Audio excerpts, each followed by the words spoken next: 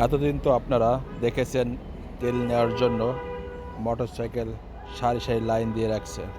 আজ আপনাদের দেখাবো নতুন একটা ভিডিও, দেখলে আপনারা অবাক হবেন। আসলে বর্তমান দেশের পরিপ্রেক্ষিতে যে তেলের সংকট দেখা দিচ্ছে, তাতে এভাবে চলতে থাকলে আমাদের মতো মধ্যবিত্ত এবং নিম্নবিত্ত যারা আছে তাদের অবস্থা করুণ হয়ে দাঁড়াবে। দেখুন না, বাস, ট্রাক, প্রাইভেট, মাইক্রো তেল নেওয়ার জন্য কিভাবে লাইন দিয়ে দাঁড়িয়ে আছে। প্রায় 2-3 কিলোমিটার এভাবে দাঁড়িয়ে আছে। আমি হাঁটতে হাঁটতে প্রায় 1 কিলো যাওয়ার পরেও দেখি এভাবে লাইন আছে। তাহলে দেশের এই পরিপ্রেক্ষিতে কিভাবে দেশটা সুষ্ঠু এবং সুষ্ঠুভাবে থাকবে, সব কিছু নিয়ন্ত্রণ করা যাবে। আসলে এই হচ্ছে দেশের পরিবেশ পরিস্থিতি।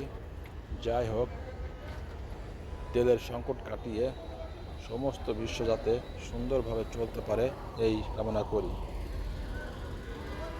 এভাবে দেখুন, অ্যাম্বুলেন্স সহ কত ধরনের গাড়ি সিরিয়াল দিয়ে দাঁড়িয়ে আছে।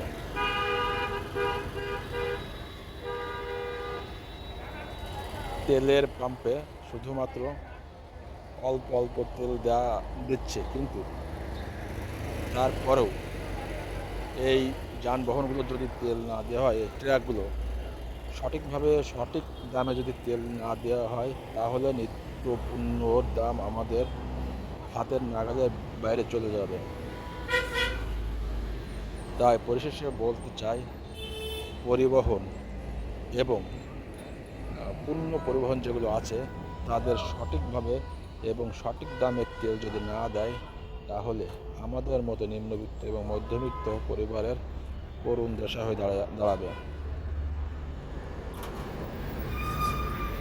এইভাবে প্রায় 1-1.5 ঘন্টা দাঁড়ানোর পরে আমরা সিরিয়াল পেয়েছি। আমাদের ছিল একটা পরিবহন। আমাদের হঠাৎ করে তেল শেষ হয়ে যাওয়ার কারণে তেল নেওয়ার দৃশ্য দেখুন। এভাবেই দাঁড়িয়ে দাঁড়িয়ে আমরা প্রায় 2 ঘন্টা দাঁড়ানোর পরে আমাদের সিরিয়াল এসেছে। সবাই ভালো থাকবেন, সুস্থ থাকবেন। অসংখ্য ধন্যবাদ।